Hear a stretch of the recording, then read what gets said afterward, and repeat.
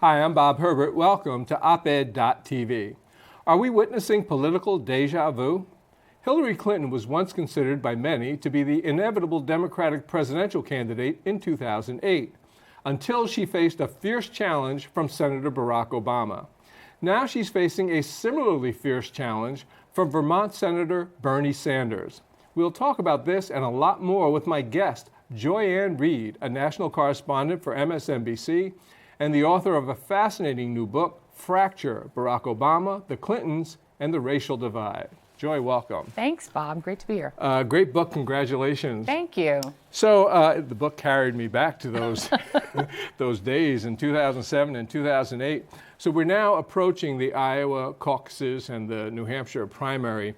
And that's where the real excitement started back in 2008. Mm-hmm. So talk a little bit about the similarities in this race with regard to Hillary Clinton and some of the differences. Well, I think the biggest similarity is the fact that the Clinton machine writ large was caught off guard both times. They weren't expecting, first of all, Senator Barack Obama to run. He's somebody that Hillary saw herself as sort of a mentor to when he came into the Senate, sort of similarly situated as a celebrity freshman senator. Mm-hmm. And then they really were surprised to see him run, and were really surprised to see him starting to really do well. Right. And, you know, the Obama campaign concentrated their efforts on Iowa in a huge way. They trucked in volunteers and operatives from Illinois who really got in on the ground and produced this huge groundswell of actual, not just enthusiasm, but actual support on the ground that had him surprise her, shock her really, and win that primary. Which is so important in Iowa, in the caucuses. It's so important. This is a state with hardly any African-American voters. I think the black population is something like 3 to 5%.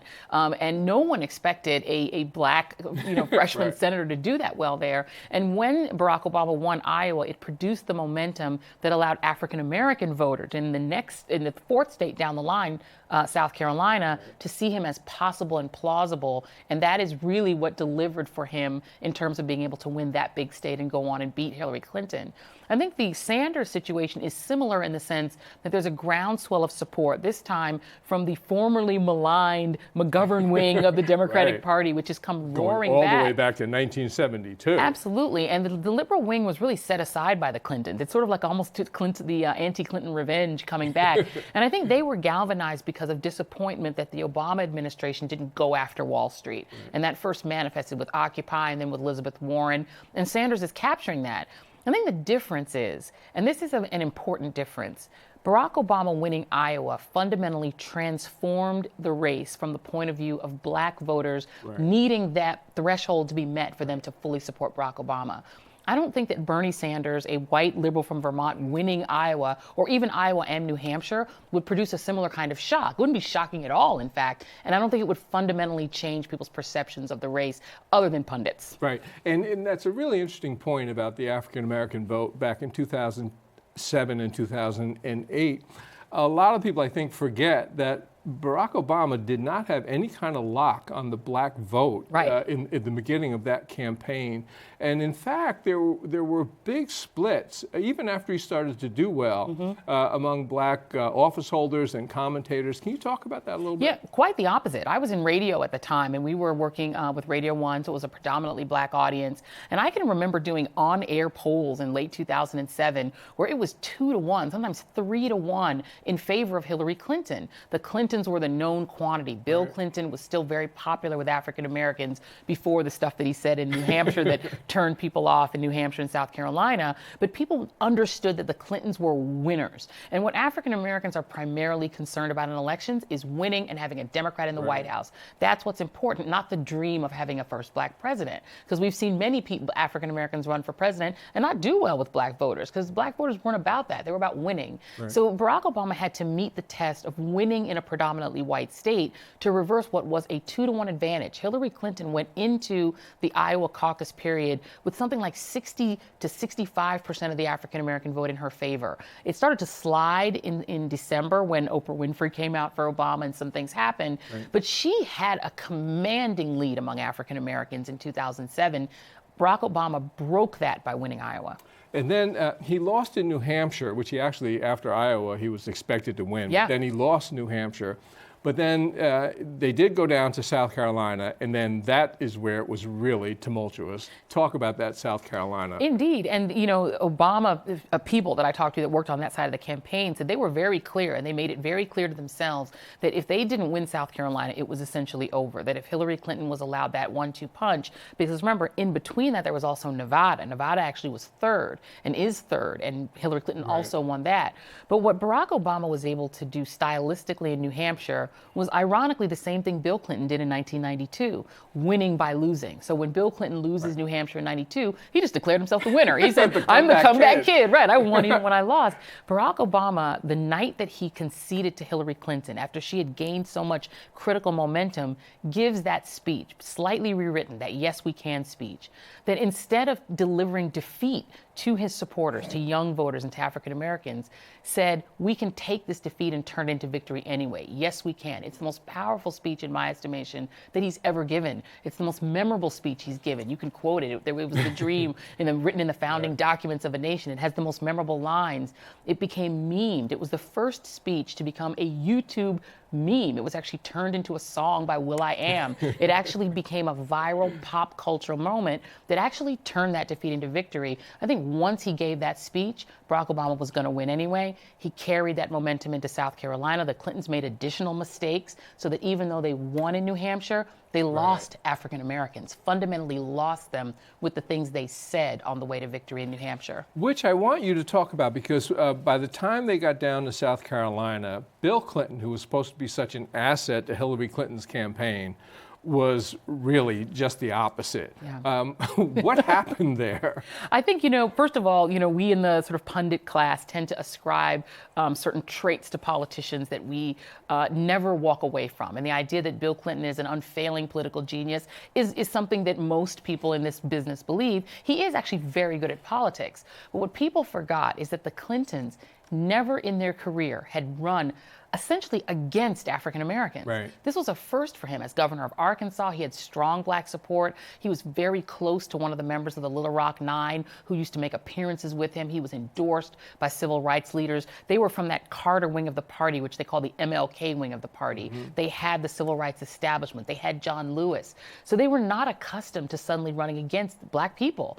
Bill Clinton did a little bit of a pivot in 92 where he used Sister Soldier and he used African American activism and hip hop as a way to pivot off of black people and embrace working class white voters, but they didn't fundamentally run against African Americans. He used pop culture to actually ingratiate himself with black voters, even as he was executing Ricky Ray Rector and doing what he did with Sister Soldier. In 2008, the Clintons were completely off their game. They were destabilized by running against not just one black guy, but black America writ large and black America's aspirations.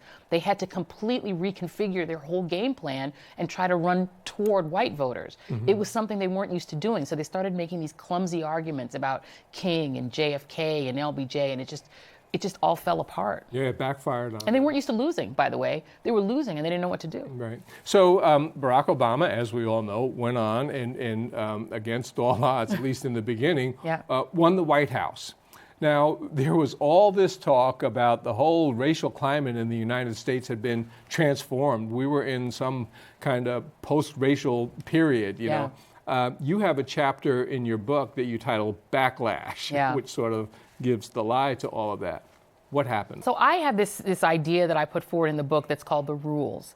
And Barack Obama rose in American politics as a national figure by really following those rules to the letter. And the rules are that for an African American figure to be a national figure, you have to be transcendent when it comes to race. You have to speak about race in a racially ecumenical way. You point to the progress. You point to the greatness. You point to the strides we've made. You point to the benign readings of MLK. You never point to the radical readings of King. King. You don't point to the radical elements of the civil rights movement. You embrace the Gandhian parts of it. A lot of people don't even understand now that King was a radical at all in any sense. And that he essentially had a sermon in his pocket that was titled "Why America May Go to Hell," which is the same GD America exactly. that Reverend Wright. It's a version Obama's of the same pastor. speech.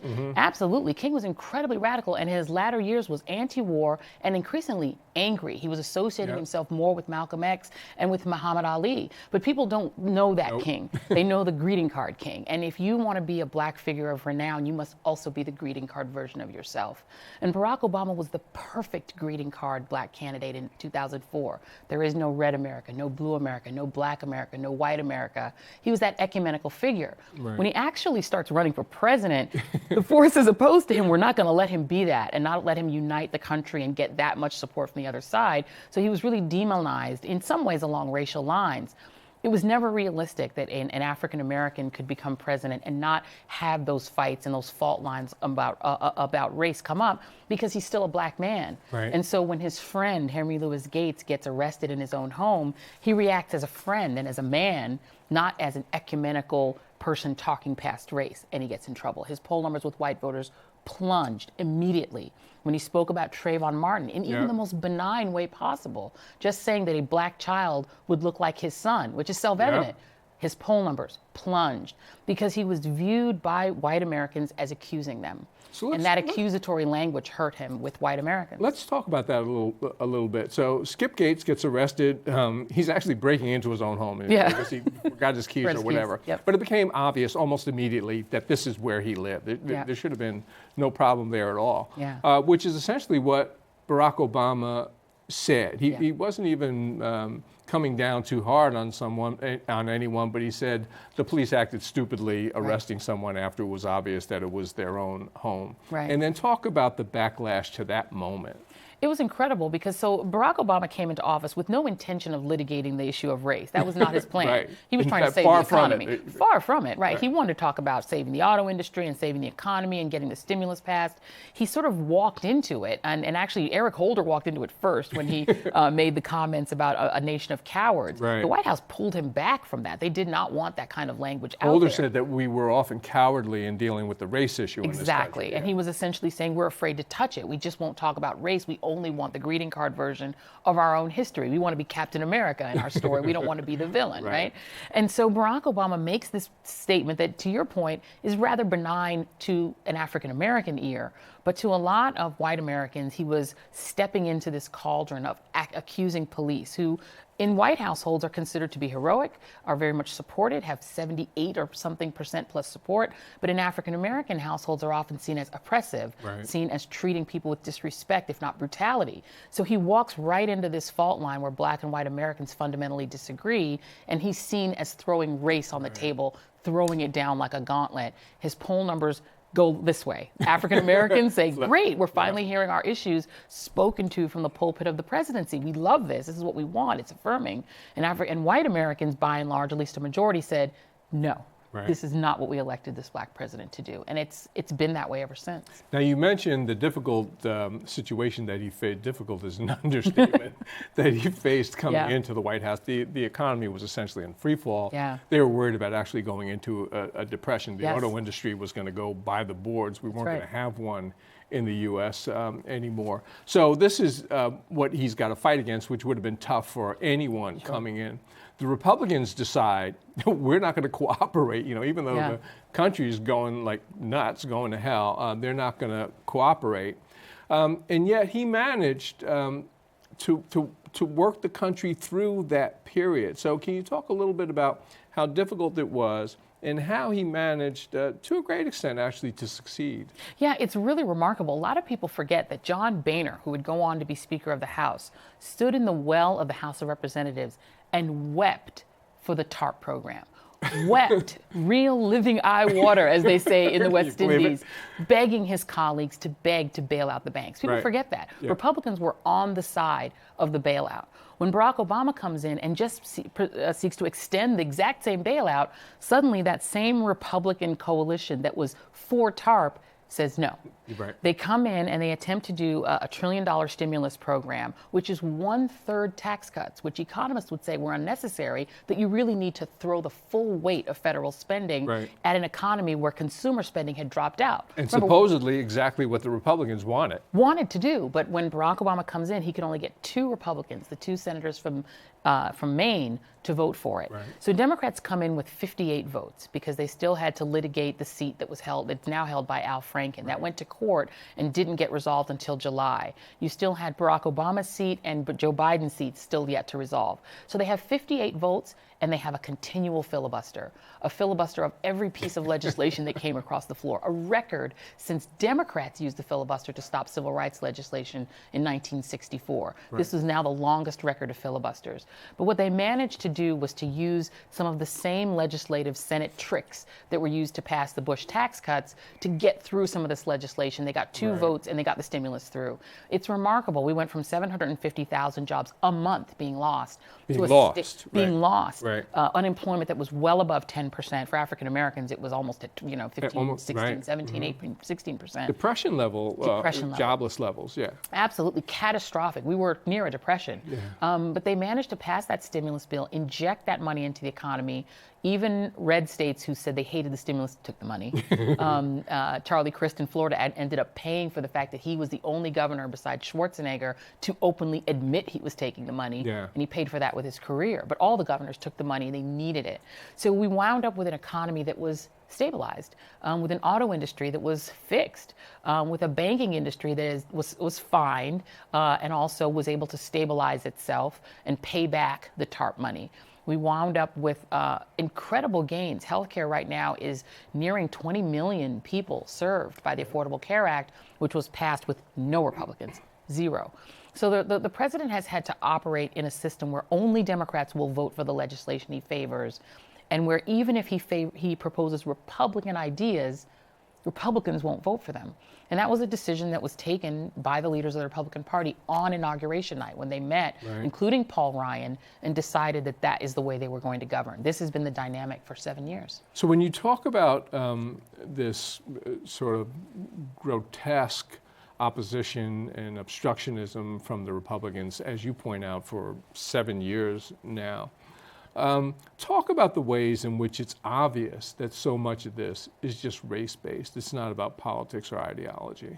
I think for Republicans, the election of Barack Obama represented a really sort of cataclysmic wake-up call on several fronts. The risk of having a unifying president who was A, Democrat, and B, an African American, I think presented a tremendous risk for Republicans. Because if he had been as embraced as president as he was as a candidate early on, or really as he was in 2004, it would have been very difficult to not only stop him from being reelected, but to prevent Democrats from really holding on to the White House in perpetuity.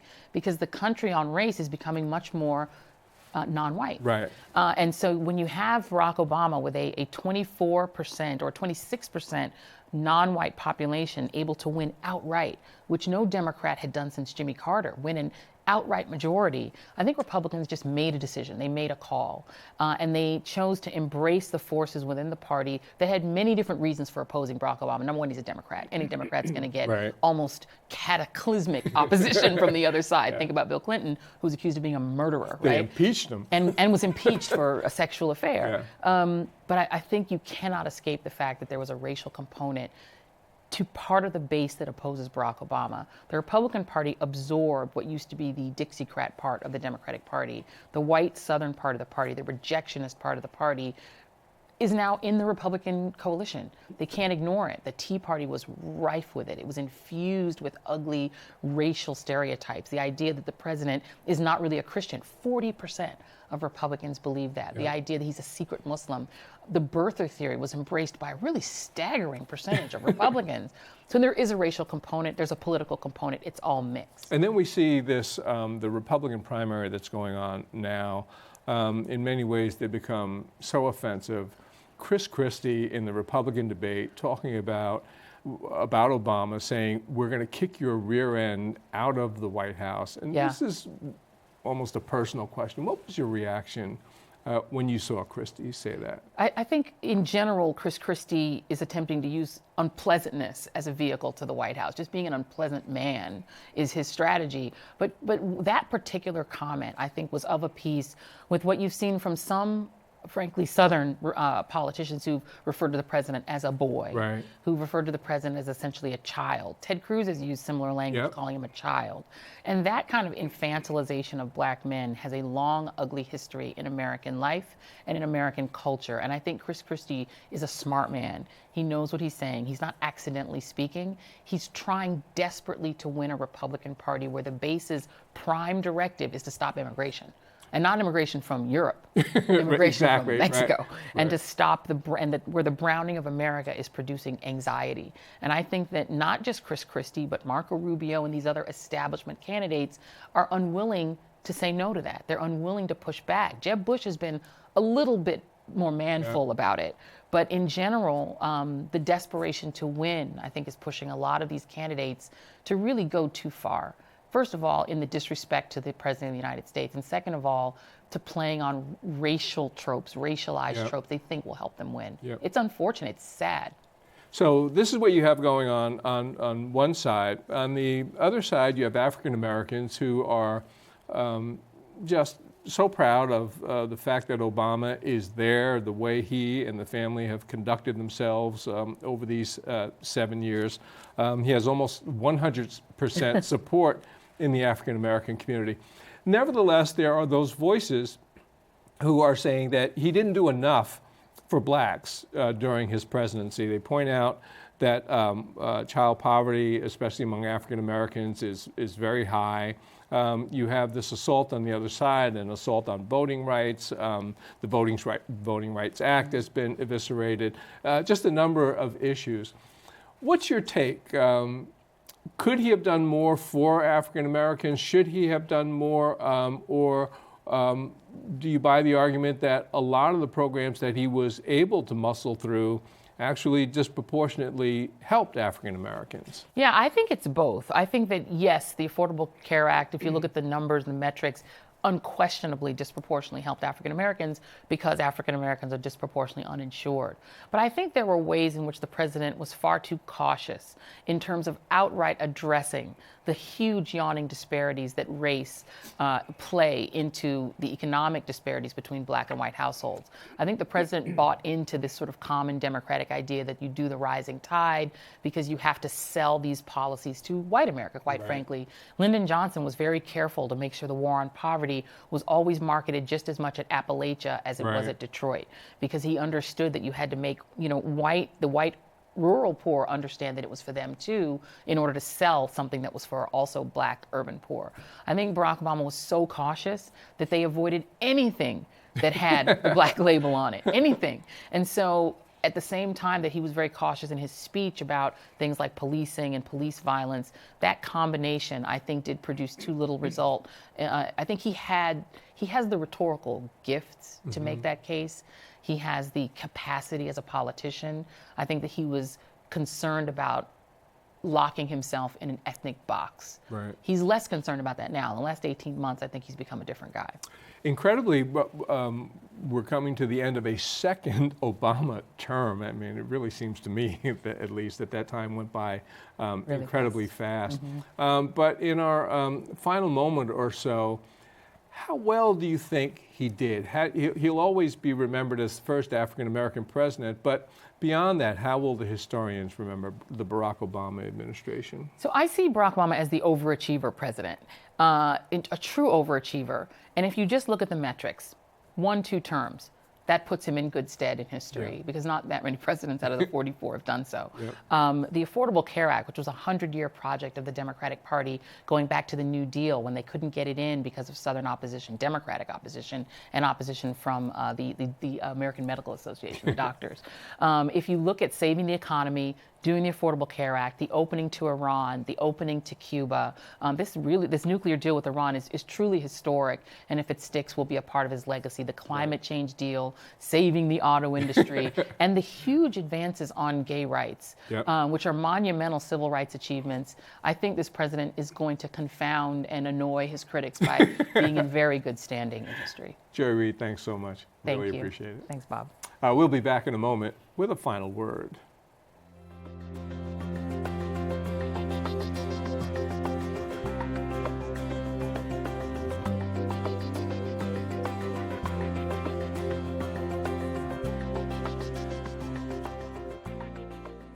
Here is an astonishing statistic.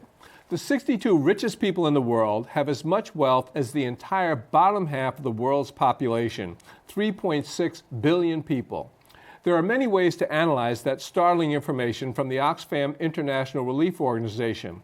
But what is undeniable is that the wealth, not just in America, but around the globe, is concentrated to a phenomenal degree and is becoming even more concentrated by the day.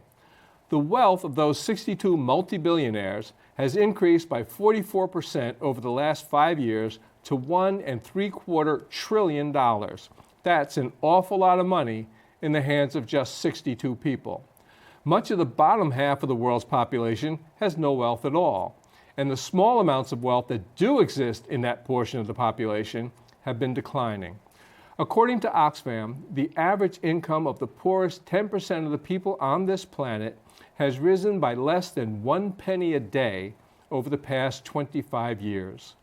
All of history tells us that this is extremely dangerous. It is unhealthy, it is unfair, it undermines economic growth, and it breeds distrust and social conflict. A world in which these grotesque disparities are expanding year by year is not a world that we should want our younger generations to inherit. That's all for now. See you next time.